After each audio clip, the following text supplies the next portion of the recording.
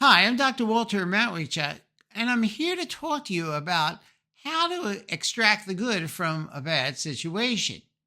In my view, effective living involves extracting the good from the adversity we encounter, and rational emotive behavior therapy helps you to do just that.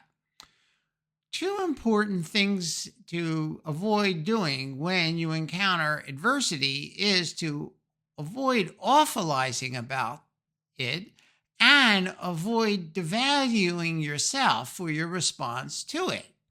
Both of these tendencies will block you in effectively responding to the situation and extracting the good from the bad that you face. Anti awfulizing involves learning to discipline your mind so that you rate bad events on a scale from 0 to 100% bad and see that awful, properly defined, means more than 100% bad and implies no good can come from bad. A little thinking about bad events will quickly show that no matter how bad something is, something worse could happen that would be along the same lines. And so we never really are able to say something is 100% bad. There's always a little bit of room for a worse event to have occurred. Now, you may say, well, what's the point of thinking that something is really bad but not awful?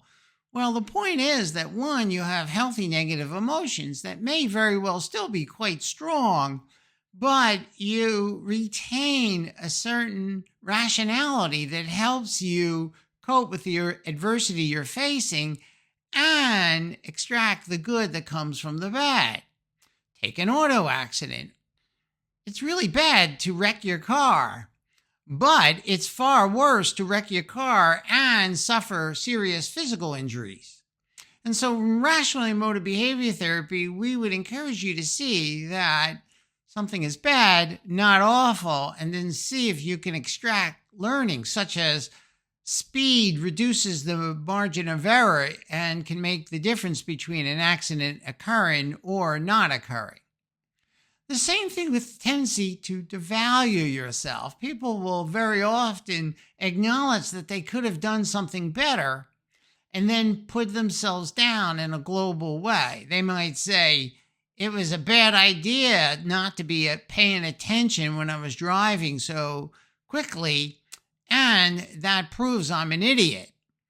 Well, yes, it is a bad idea to not pay attention when operating a motor vehicle, but it doesn't prove that you're an idiot. It proves that you did something that was really unsafe. You were driving unsafely, and it would be far better for you not to do so. However, downing yourself doesn't help you extract learning from what you did. In fact, people will very often be ego defensive and not be open to the feedback that's available to them when they devalue themselves. And so they don't extract the wisdom of the experience they just went through and don't carry it forward. In rational emotive behavior therapy, we encourage you to avoid holding rigid and extreme attitudes that will produce that will produce thinking in an extreme way. So, for example, if you say, I have to do perfectly well, you're likely to jump to the extreme attitude that it's awful when you don't use good judgment. Or if you think that you have to do perfectly well, you may very well then jump to the devaluing depreciation judgment where you'll say, well, I didn't do as well as I had to do, and therefore that makes me an idiot. So I would suggest that you look at today's intermittent reinforcement email message and discipline your mind to rate things as bad, not awful, and keep in mind that good can come from bad. I would also encourage you to acknowledge your mistakes, errors, and poor judgments, but never define yourself as a bad person, because that's always a bridge too far, an overgeneralization. You remain a fallible human whose thinking may have been flawed or your values may have been questionable in a particular situation. But it's just proof that you're a fallible human, not a completely bad person.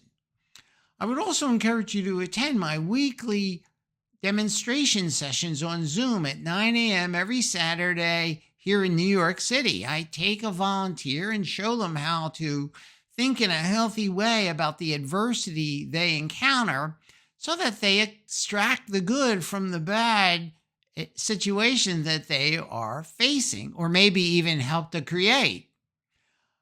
It's at 9 a.m., but you need the link. So write to me at rebtdoctor@gmail.com. All are welcome.